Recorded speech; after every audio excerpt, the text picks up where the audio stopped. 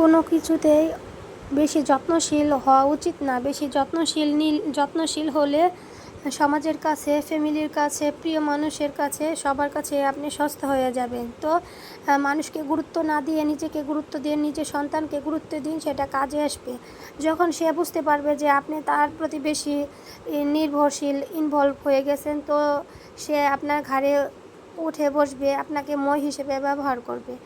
যাই হোক, সবাইকে আসসালামু আলাইকুম। সবাই কেমন আছো? আমি আলহামদুলিল্লাহ ভালো আছি। তো সকাল সকাল ঘুম থেকে উঠে, যেহেতু ঠান্ডা ওয়েদার, ঘুম থেকে উঠেই কাজে গেছি, কারণ বাচ্চা সামলানো এটা হচ্ছে সবার কাজ। তো অফ ক্যামেরায় একটু হাত মুখটাও ধুয়ে নিলাম, যেহেতু ঘুম থেকে উঠেছি, বিছানাটাও ক্লিন করে নিলাম। এই যে দেখো, সামনের চুলগুলো খুব বিরক্ত করতেছিল। কিছু মানুষের মতো, যারা কুকুরের সমতুল্য, যারা মেয়ে দেখলে মানে হুঁশ থাকে না, বেহুশ হয়ে যায়। কিছু মেয়ে মানুষও আছে যারা পুরুষ দেখলে একদম বেহুশ হয়ে যায়, তাদের কোনো হুঁশ জ্ঞান থাকে না, কী রেখে কী করবে পারে না, ওদের জুস করে ব্লেন্ডার করে খাওয়ার জন্য এরকম।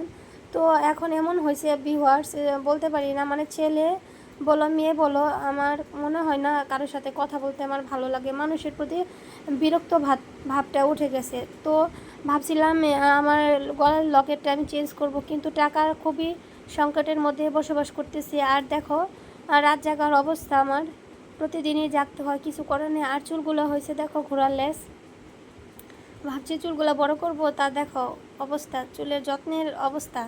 যত্ন করলে না হয় বড় হবে, ঘোড়া লেস তো হবে, যত্ন নেই না, কিছু নেই না। যাই হোক, তো আমার কথাগুলো যদি কেউ কষ্ট পেয়ে থাকো, তাহলে আন্তরিকভাবে অত্যন্ত দুঃখিত। আর এই যে দেখো আমার গুডুসের জন্য তো কোনো কাজ করে শান্তিই পাই না। আর ভাবলাম শ্বশুরের ঘরটাও একটু গুছিয়ে রাখি, কারণ ও ঘর দুয়ার অগোছালো থাকলে ভালো লাগে না। আর এই যে দেখো, বাসার যেহেতু কাজ ধরছে, ওই বাসার মালামাল সব কিছু নিয়ে এই রুম সেই রুম করে রাখতেছি। আর উনি তো মহা খুশি। আর এই যে ওনার জন্য কিছু রাখা যায় না, সোফার উপরে সোফাটা কুশনগুলো রাখতে পারি না, ও শিশি করে দেয়, সেজন্য আর কি। আর এই যে দেখো, আমার ছেলে পড়া টেবিলের সবগুলোর অবস্থা খুবই বাজে অবস্থার, সময় দিতে পারতেছি না, কি করব, বাসার কাজ ধরছে আর একা হাতে সব সামলাতে হয়। তো সবাইকে মোট কথা একটা কথাই বলবো, কাউকে অতটা প্রাধান্য দিবে না যে তোমার মই হিসেবে ব্যবহার করে, ঘাড়ে উঠে নাচানাচি করে।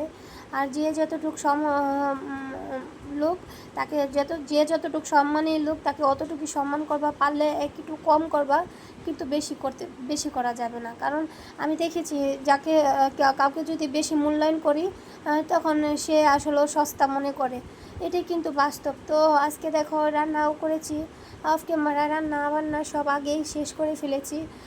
কারণ পরে রান্না করতে গেলে দেখা যায় যে সব কিছু হজবরল হয়ে যায়। তো কী রান্না করলাম সেটাও তোমাদের সাথে শেয়ার করছি। তো যারা আলু খেতে পছন্দ করো, আলু দিয়ে মাছ খেতে পছন্দ করো, তো তোমাদের একটা টিপস শেয়ার করব। আলু সবসময় ভেজে নিবা, ভেজে নিলে বাজে স্মেল আছে না, কাঁচা কাঁচা স্মেল আসে না, আর খেতে অনেক মজা হয়। তো এই যে হচ্ছে আমার রান্না নিয়েছি। আর এই যে দেখো, সব কিছুতে মশলা দিলে যে স্বাদ হবে সেটা না, তো আলু ভাজিটাও আমার সেই মজা হয়। এই যে দেখো, আমার টেবিলের অবস্থা, বালতি রেখেছে, কত কিছু রেখেছে। আমার একজন আছে দেখো না, বাসায় সব কিছু অগোছালো করে রাখে, ওর কাজই হচ্ছে অগোছালো করা। আর এই যে দেখো, ফ্রিজের উপরে আমি বুঝতে পারলাম না কিভাবে ফ্রিজের উপর থেকে পানিগুলো কে ফেলেছে না কি হয়েছে, বুঝতে পারতেছি না। তো সব গাছগুলো মরে গেছে। তো দেখা হচ্ছে নেক্সট ভিডিওতে। আল্লাহ হাফেজ।